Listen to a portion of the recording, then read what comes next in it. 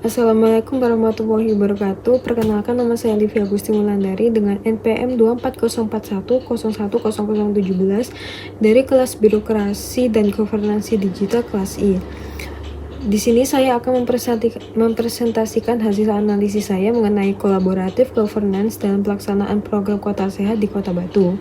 Kasus ini saya pilih karena program Kota Sehat merupakan salah satu contoh nyata implementasi governansi publik yang melibatkan banyak aktor, tidak hanya pemerintah tetapi juga masyarakat dan sektor swasta. Yang pertama adalah latar belakang. Paradigma administrasi publik saat ini telah mengalami perubahan dari konsep governance menuju governance. Jika dalam paradigma government pemerintah menjadi aktor utama dalam penyelenggaraan kebijakan, maka dalam governance penyelesaian masalah publik dilakukan secara bersama-sama dengan melibatkan banyak berbagai pihak seperti masyarakat, sektor swasta, komunitas, dan organisasi lainnya. Kota Batu merupakan kota wisata yang menghadapi berbagai tantangan kesehatan lingkungan dan kesehatan masyarakat. Terdapat berbagai persoalan utama yang menjadi latar belakang lahirnya program Kota Sehat ini. Yang pertama, masih tingginya angka stunting yang mencapai sekitar 28,3%. Yang kedua, masih terdapat hotel dan rumah makan yang belum banyak memenuhi standar kesehatan.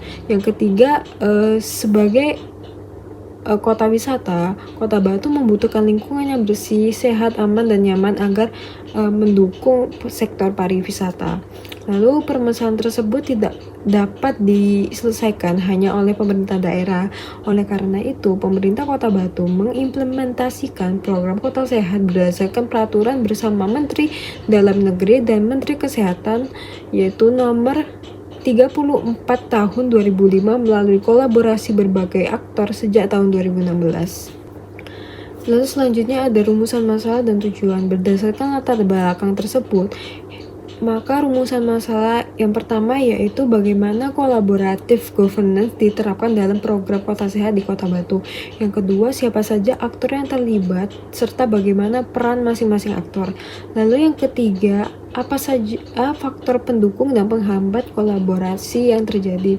Adapun tujuan analisis ini yaitu untuk memahami penerapan kolaboratif governance menggunakan model Ansel dan Gas yang terdiri atas 4 komponen utama, yaitu kondisi awal, desain kelembagaan, kepemimpinan fasilitatif, dan proses kolaboratif.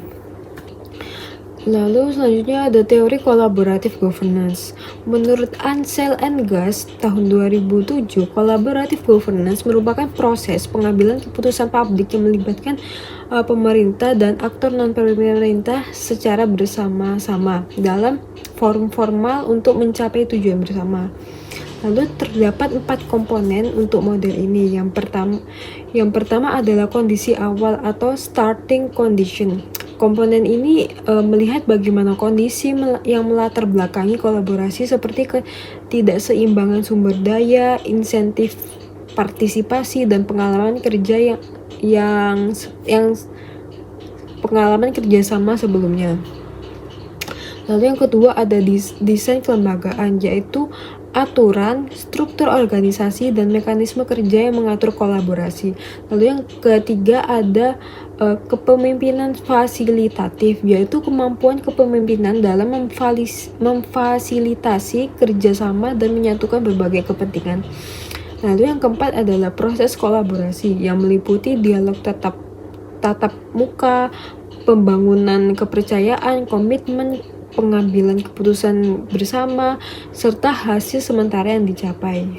Selanjutnya ada stakeholder program Kota Batu.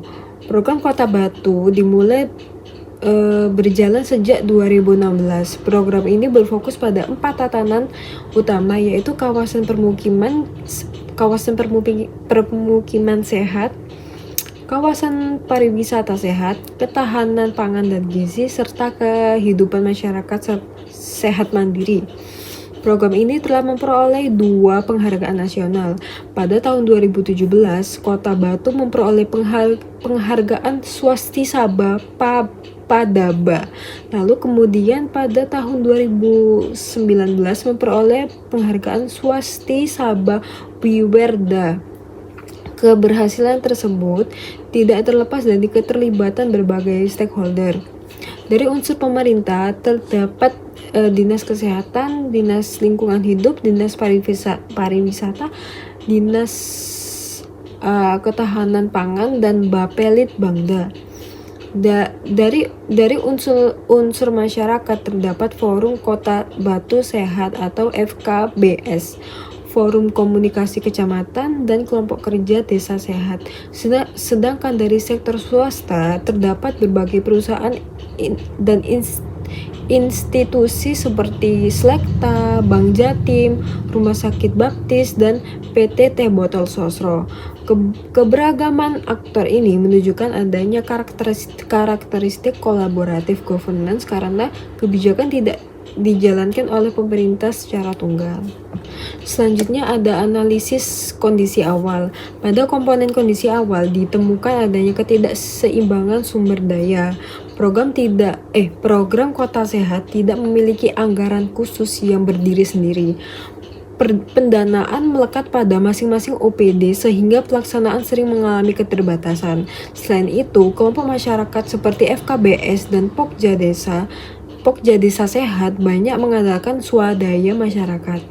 Jika dianalisis, kondisi ini menunjukkan bahwa kolaborasi muncul bukan karena kesadaran untuk bekerja sama, tetapi juga karena keterbatasan sumber daya pemerintah. Selanjutnya ada aspek desain kelembagaan. Program Kota Sehat memiliki dasar hukum yang cukup kuat, mulai dari peraturan bersama Menteri Dalam Negeri dan Menteri Kesehatan nomor 34 tahun 2005 hingga berbagai surat keputusan wali kota yang mengatur pembentukan tim pembina dan forum Kota Batu Sehat. Struktur kolaborasi juga tersusun secara berjenjang. Bapelitbangda bertindak sebagai koordinator. Di bawahnya terdapat tim pembina yang terdiri dari berbagai OPD. Kemudian terdapat FKBS sebagai representasi masyarakat dan swasta. Selanjutnya terdapat Forum Komunikasi Kecamatan dan Pokja Desa Sehat. Dari sisi administrasi, struktur ini memudahkan koordinasi. Namun secara kritis terdapat potensi dominasi pemerintah karena posisi pemerintah berada pada level pengambilan keputusan utama. Masyarakat lebih banyak berada pada level pelaksana.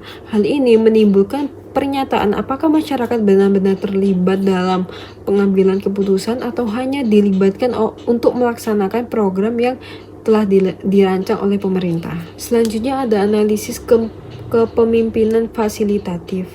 Dalam kasus ini, Bapelitbangda memainkan peran yang sangat penting sebagai koordinator. Pertama, Bapelitbangda mengkoordinasikan seluruh OPD, sektor swasta, dan kelompok masyarakat. Yang kedua, Bapelitbangda memfasilitasi kelompok masyarakat dengan menyediakan berbagai kebutuhan seperti sarana rapat dan fasilitas pendukung kegiatan. Yang ketiga, Bapelitbangda memperluas jaringan kerjasama melalui penggalangan dana CSR dari perusahaan swasta. Jika dilihat dari perspektif kolaboratif governance, peran ini menunjukkan adanya kepemimpinan fasilitatif yang efektif. Namun terdapat kelemahan, seperti kolaborasi menjadi terlalu bergantung pada Bapelitbangda. Apabila peran koordinasi dari lembaga ini melemah, maka proses kolaborasi juga berpotensi terganggu. Artinya, kapasitas aktor lain belum sepenuhnya berkembang secara mandiri. Lalu selanjutnya ada analisis proses kolaborasi. Yang pertama adalah dialog tatap muka. Program Kota Sehat secara rutin melaksanakan rapat FKBS dan forum musrenbang sebagai sarana komunikasi antar aktor. Yang kedua ada pembangunan kepercayaan. Pemerintah melakukan sosialisasi kepada masyarakat dan aktor swasta agar mereka memahami manfaat program. Yang ketiga ada komitmen bersama. Masing-masing OPD memiliki kontribusi sesuai bintangnya. Seperti Dinas Kesehatan menyediakan ruang laktasi, Dinas Ketahanan Pangan mengembangkan KRPL atau kawasan rumah pangan lestari, Dinas Pariwisata mengembangkan kawasan wisata sehat, sedangkan DLH mengelola sampah dan ruang terbuka hijau. Namun secara kritis terlihat bahwa komitmen tersebut masih bersifat sektoral.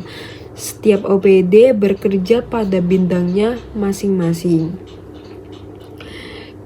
Integritas antar aktor juga belum sepenuhnya kuat. Oleh karena itu, kolaborasi lebih menyerupai koordinasi paralel dibandingkan integritas yang benar-benar menyatu. Selanjutnya ada temuan dan evaluasi. Berdasarkan hasil analisis, terdapat beberapa keberhasilan yang dapat dicapai. Yang pertama, Kota Batu berhasil memperoleh 2 penghargaan nasional.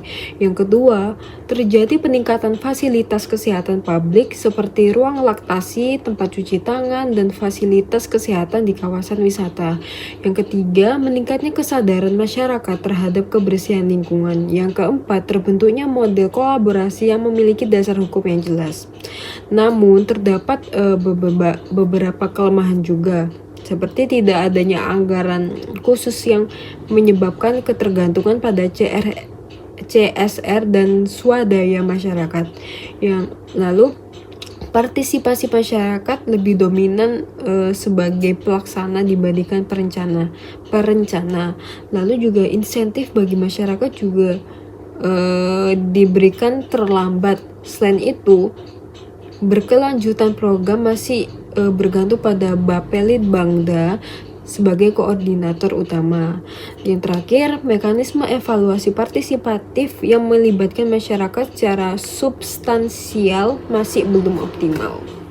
Kesimpulannya yaitu bahwa program Kota Sehat Kota Batu merupakan contoh implementasi kolaboratif governance yang melibatkan pemerintah, masyarakat, dan sektor swasta dalam penyelenggaraan kebijakan publik. Berdasarkan model Ansel and Gas, program ini telah memenuhi unsur kolaboratif governance secara formal melalui adanya forum kolaborasi, keterlibatan multi pihak, dan proses musyawarah. Keberhasilan memperoleh penghargaan nasional menunjukkan bahwa kolaborasi mampu meningkatkan efektivitas pelaksanaan program. Namun dengan demikian, hasil analisis juga menunjukkan bahwa kolaborasi masih cenderung didominasi oleh pemerintah. Partisipasi masyarakat belum sepenuhnya berada pada level pengambilan keputusan yang strategis. Selain itu, keterbatasan anggaran, ketergantungan pada Bapelitbangda, dan lemahnya evaluasi partisipatif menunjukkan tantangan yang perlu diperbaiki. Dengan demikian, program Kota Sehat Kota Batu dapat dikategorikan sebagai praktik kolaboratif governance yang cukup berhasil, tetapi juga masih memerlukan penguatan pada aspek partisipatif, substansif, dan keberlanjutan kolaborasi.